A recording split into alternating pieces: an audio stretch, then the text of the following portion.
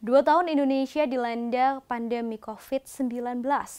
2021 menjadi tahun yang berat karena munculnya varian Delta.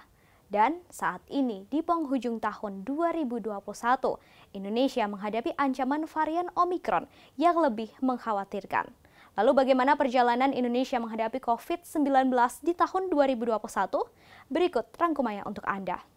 Kasus pertama COVID-19 di Indonesia diumumkan langsung oleh Presiden Jokowi di Istana Kepresidenan Jakarta pada Senin 2 Maret 2020.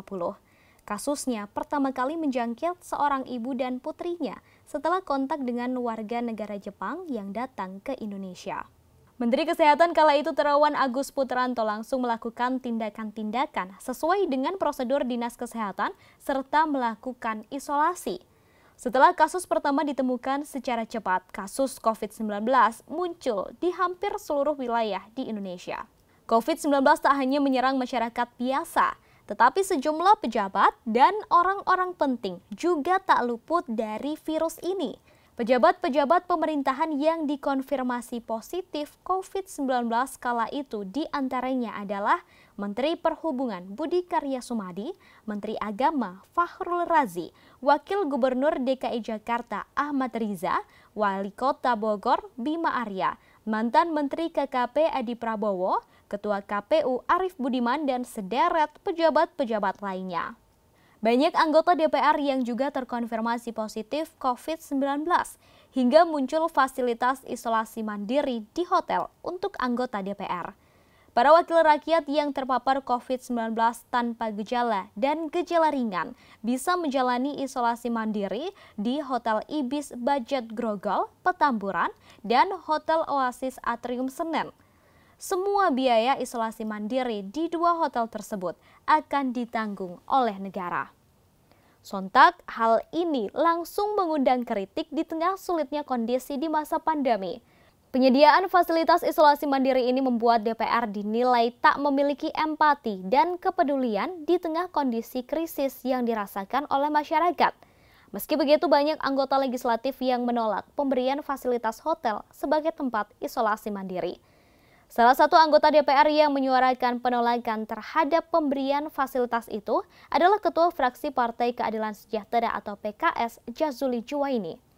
Menurutnya, daripada mengeluarkan biaya untuk sewa hotel, lebih baik memanfaatkan Wisma DPR sebagai tempat isoman.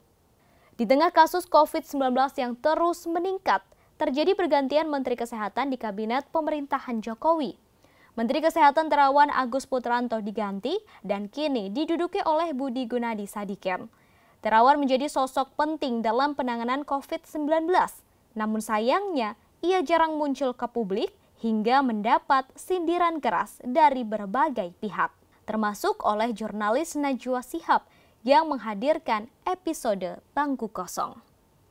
Sementara itu dalam penanganan pandemi, Budi Gunadi Sadikin sebagai Menteri Kesehatan yang baru bertugas sebagai Ketua Komite Penanganan COVID-19 dan Pemulihan Ekonomi Nasional atau KPCPN. Selain itu, untuk menangani pandemi, Presiden Jokowi menyerahkan tanggung jawab kepada Luhut Binsar Panjaitan sebagai Koordinator PPKM Darurat Jawa Bali. Pemerintah Indonesia melakukan banyak hal untuk menekan laju angka kasus COVID-19. Satu di antara banyak kebijakan yang dibuat, yakni pembatasan yang kemudian mengalami beberapa kali perubahan. Mulai dari pembatasan sosial berskala besar atau PSBB, kemudian berganti menjadi pemberlakuan pembatasan kegiatan masyarakat atau PPKM yang terbagi menjadi beberapa tingkatan. Mulai dari PPKM Mikro, PPKM Darurat hingga sekarang diganti menjadi PPKM 4 level. Awalnya, kebijakan pembatasan ini banyak mendapatkan kritikan dari masyarakat lantaran beberapa orang tak bisa bekerja, terlebih bagi masyarakat yang berpenghasilan harian. Namun secara sigap, pemerintah kemudian memberikan beragam bantuan kepada masyarakat terdampak. Setelah angka COVID-19 di Indonesia mulai bisa dikendalikan, virus tersebut bermutasi dan muncullah varian baru yang disebut varian Delta. Varian Delta pertama kali muncul di India hingga membuat penambahan kasus di negara tersebut bertambah mencapai 400.000 orang. Oleh karenanya banyak penduduk India yang kemudian melarikan diri ke negara lain termasuk Indonesia. Hal itu dibenarkan oleh Kepala Subdirektorat Karantina Kesehatan Dijan P2P Kemenkes, Dr. Banget, pada 22 April 2021 lalu. Varian Delta pertama kali ditemukan di Jambi dan Mamuju, Sumatera Barat, lalu menyebar ke seluruh Indonesia lantaran karakteristiknya yang lebih mudah menular. Varian ini membuat jumlah kasus COVID-19 Indonesia meningkat drastis hingga banyak tenaga kesehatan yang kewalahan, kemudian ikut tertular dan meninggal dunia. Kematian akibat COVID-19 varian Delta juga meningkat tajam.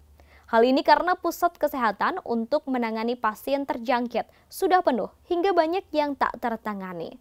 Terlebih tabung oksigen juga banyak yang habis lantaran pabrik oksigen banyak yang membeku karena terlalu sering beroperasi. Untuk menangani kurangnya pasokan oksigen di Indonesia, pemerintah mendapatkan bantuan dari negara tetangga seperti Singapura dan negara-negara lainnya. Bisa dikatakan Indonesia berada dalam masa kritis pandemi saat varian Delta telah merebak. Hal ini diperparah dengan beberapa masyarakat yang masih belum percaya dengan adanya virus ini. Mereka kemudian tak menaati protokol kesehatan, bahkan banyak yang kemudian memaksa memakamkan pasien COVID-19 tanpa aturan yang telah ditetapkan. Pasca merebaknya varian Delta, vaksinasi langsung gencar dilakukan oleh pemerintah. Sebenarnya program vaksinasi COVID-19 sudah dilakukan oleh pemerintah sejak Januari 2021, namun belum menyentuh semua lapisan masyarakat.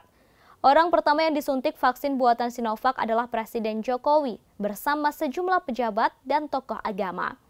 Sehari setelah penyuntikan kepada Presiden Jokowi, vaksinasi dilakukan serentak dan bertahap kepada tenaga kesehatan dan tenaga penunjang kesehatan di 34 provinsi di Indonesia. Meski vaksinasi dilakukan mulai Januari 2021, vaksin pertama sudah sampai ke Indonesia pada 6 Desember 2020. Vaksin COVID-19 Sinovac pertama tiba sebanyak 1,2 juta dosis. Setelah itu vaksin tahap berikutnya terus berdatangan dan langsung disalurkan ke masyarakat. Setelah vaksinasi dikebut, jumlah kasus COVID-19 di Indonesia mulai menurun secara signifikan. Kemudian pada Oktober 2021, Menteri Kesehatan Budi Gunadi Sadikin menyebut Indonesia telah mencapai herd immunity. Hingga 7 Desember 2021, sudah lebih dari 100 juta orang Indonesia telah mendapatkan vaksin COVID-19 dosis kedua. Berdasarkan data dari Kementerian Kesehatan Republik Indonesia, cakupan vaksinasi 2 dosis vaksin baru mencapai 49% dari total sasaran. Indonesia termasuk dalam negara dengan capaian vaksinasi yang cukup baik.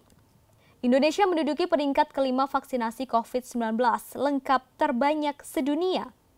Hal itu berdasarkan data Our World in Data pada Senin 6 Desember 2021.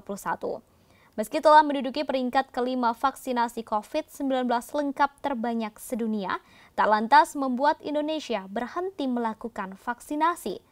Upaya vaksinasi terus dilakukan oleh pemerintah, meski angka kasus COVID-19 saat ini sudah banyak berkurang dari tahun sebelumnya.